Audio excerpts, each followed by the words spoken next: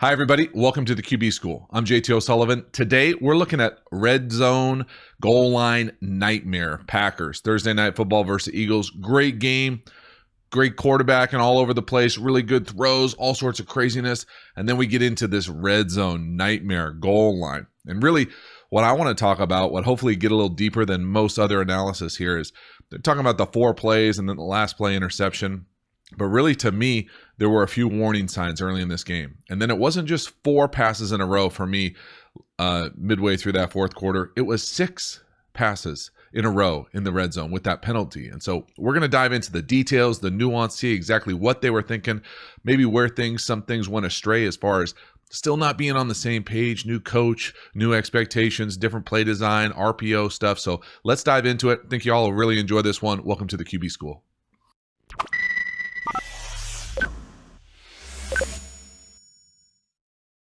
All right, the first play we're going to look at here from this game that really gave me pause was this reverse pass that really just went astray right from the jump. And so I just don't like tight ends blocking NFL defensive linemen in pass pro for a long time, especially on the backside. So let's dive into the film, see exactly what it looks like.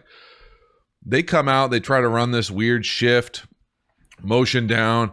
They mess that thing up. I started the film a little late here, but again, just fake inside zone, fake around. But Mercedes Lewis blocking a defensive end from the opposite side for a long time is just really tough. Now, granted, he's got to do a better job, but that's tough duty to come across like this, split flow action, come across. Aaron has no idea and just get raked. Having one of the best all-time quarterbacks have a tight end block on the backside for a specialty play like this just seems like a bizarre play design. And so, yeah. Aaron's right here. He gives this little peek right here. Again, he's looking to see if 23 comes. If 23 comes, he's got all sorts of issues. He got to avoid this play. But he doesn't come. He thinks he's fine. Oh, I'm fine. Back into it. But having a tight end block in space, he barely gets his hands on him. He's got no chance. That's a difficult block. So right there, I was like, gosh, I really, really don't like that play design. And that was the first one where I was like, man, they're trying to rely on Aaron to win this thing, spinning it. But this type of stuff, raking over a quarterback's hands like this is all bad on so many levels. And the design of it, the tight end coming across split flow action, I was just, geez, that's tough, man. I wouldn't want to live in that world at all. Now let's get into the red zone inefficiencies. So this is the first of 6 throws, in my opinion. Right here, this is just an RPO. This is a run. Straight up inside zone to the left. They just come out and run this little flat slant combination, and Aaron says, I can take it, I'll just take it. So again, is this on the quarterback? Is this on the play caller? Is this on the system? Now you could argue that is a run, but because this RPO now is built into it, he's got the ability to come out and spin it, and nothing wrong with it. It's a 3-yard gain, but again, running the ball in the red zone might be a better opportunity, especially the high goal line area right around the 10. You need to get a little bit more here. This is a nice tackle. But again, just hand it off. Sometimes you just got to hand it off. And nobody who isn't in that quarterback room doesn't know what the read is. So oftentimes on these RPOs, it can be any of these guys. So it could be the inside linebacker, it could be the last guy on the line of scrimmage. You don't know who they're reading to come out. And it could just be like, if he likes it, he comes out and throws it. But again, this is just inside zone to the left with a little flat slant. RPO. Now this is a run, but it comes off as a pass. Right? So this is the first of 6 passes. There it is. Again, not talking about the quarterbacking fundamentals. Pretty awesome. Feet staggered all over the place. Really accurate strike. But again, now it's 2nd and goal. Now what are we going to do? This play might look familiar. I don't know if anybody watched the video yesterday on a short post. But right here, they try his cadence. Doesn't work. Bring him across. And this is just short post down here to the bottom of the screen. Grab over right there. There it is. For people who need to watch that video, I'll maybe think about linking it in the description of this. But again, this is just short post. So we're going to come out here. The guy motioning across, he's got the short post. He's going to come right there, right where the play is. That's where they get the penalty. We're going to get that grab, drag. So we're looking to have this guy come down and grab it, and then we're going to wrap that post right around it. So simple concept. Again, 2nd and goal from the 5. We're throwing it. Okay. There it is, wrap right around. Corner does a nice job sitting on him, grabs him, penalty. All right, so 2 passes now inside the 10. No. Oh, check the flag, bro. Yeah, that was pretty awesome. But again, short post. Really simple play design. Here it comes. There's that grab too. There's that short post all over him. Beautiful strike. Now, it was a beautiful throw. He throws that thing on the money.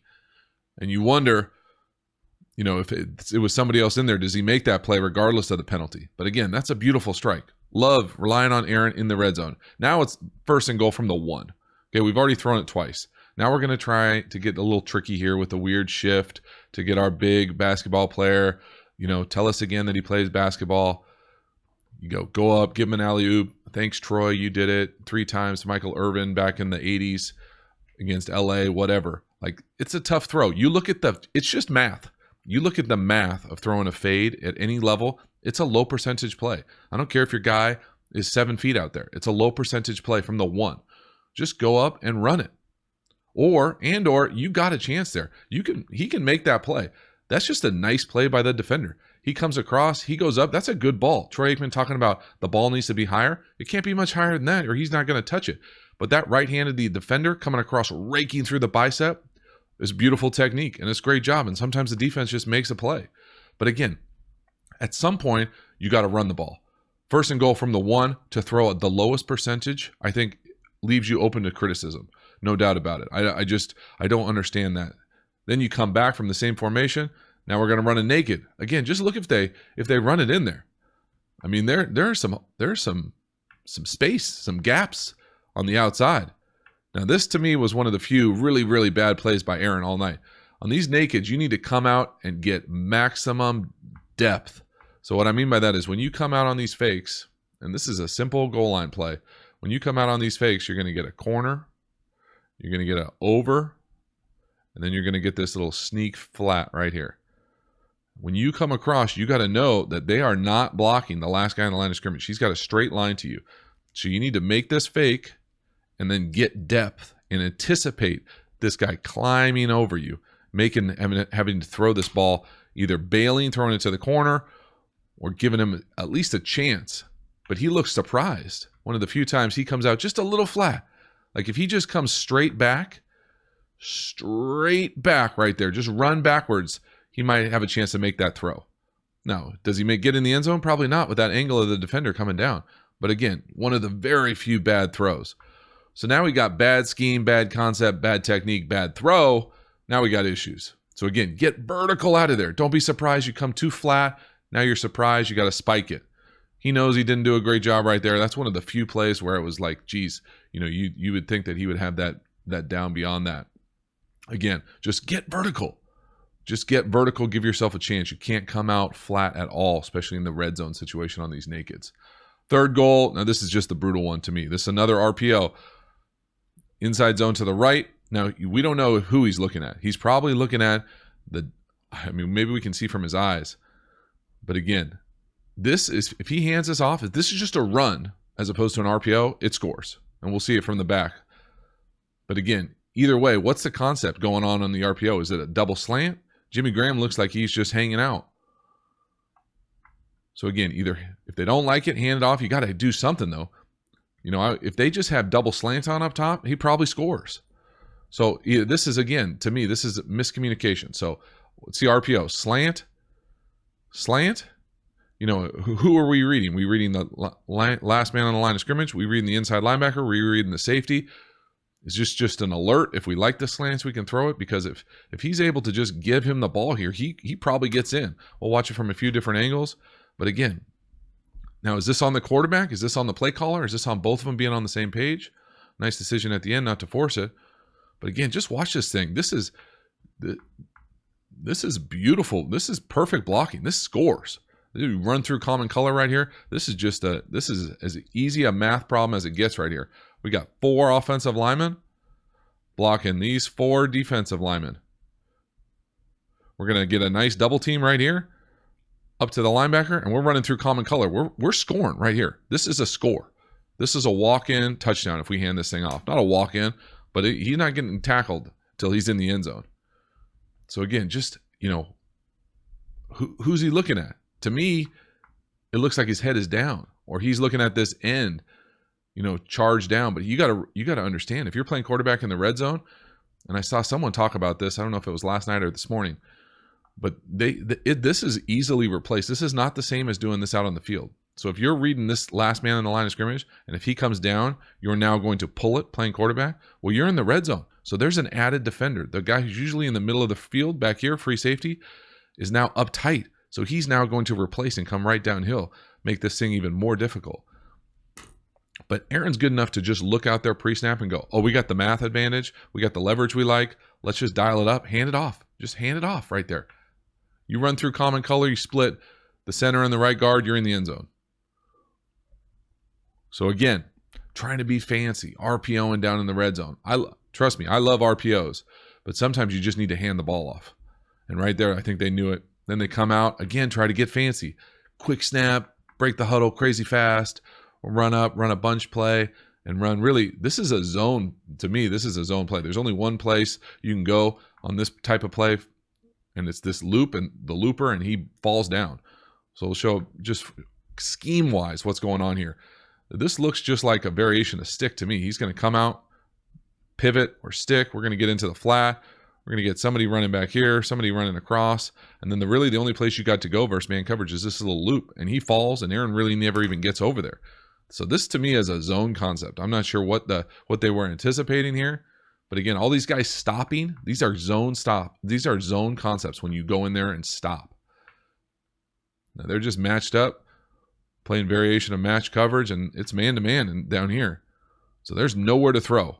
He doesn't even get over to the looper. When he does, he realizes he falls, he's got to bail. And even when he bails, he still gives himself a chance. Jimmy Graham can make this play. It would have been a nice catch. You go up two hands, you make that play. Either way, he should make that play, and he knows it.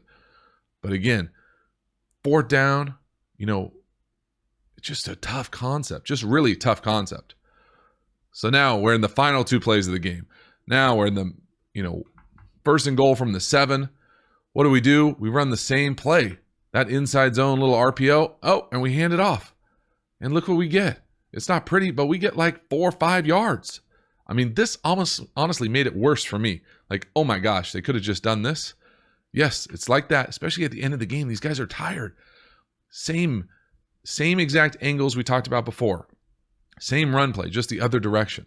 It's a combination of sometimes you gotta go with the run and give yourself a chance to run this thing in. And then we just conjure up the ghost of Darrell Bevell's past and just a brutal right here. I mean, it's a great job. I think it's Jenkins down in the slot here for the Eagles. Really, he's the one that makes this play for me. Now, I don't think it's his hand that goes in there to grab it. But again, what he does here, we're trying to get a little rub, come underneath here with this. So when we come underneath, he basically lets his guy go drive. So if he were to come out and hit this rubber out here, he walks in. But again, hindsight 2020, easy obviously with the film clicker in your hand to be able to see stuff like that. But again, that's a big time play. Huge play, big time play. Would love to see this guy just get down, or I'd love to see 10 come in and actually get the ball. He goes in hard, but you can come in even harder and rake that thing. Again, another opportunity right there. Patriots probably get that fumble. Again, though, just brutal play call. You just ran it for 5. You just threw it 6 times the times before. Just get down there and run it. I know Aaron's one of the best ever to do it, and I know you want to put the ball in his hands. But sometimes, especially when your best players aren't out there on the perimeter, you just got to run the rock. You got to tell your guys up front, hey, we're going to lean on you. You're going to get us in the end zone. And who knows if they even win this thing if they score. But again, it's just the perception of throwing it 6 times in a row and then coming down and running it the next time on first down and chunking them 5 yards inside the 10. And then you come back again and throw like a rub pick over the middle of the field. Just brutal. And so you understand why there's frustration from the fans about, the play calling, the scheme.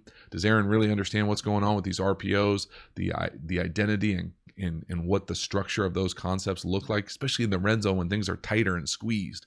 And so you want to see that development. But again, it was fun to watch that game last night. It was refreshing to have an actual good Thursday night football game. So hopefully that trend continues. Thank you so much for watching, supporting the channel. Let me know what you think about the video. Please subscribe if you haven't already. I appreciate it. Have a good one.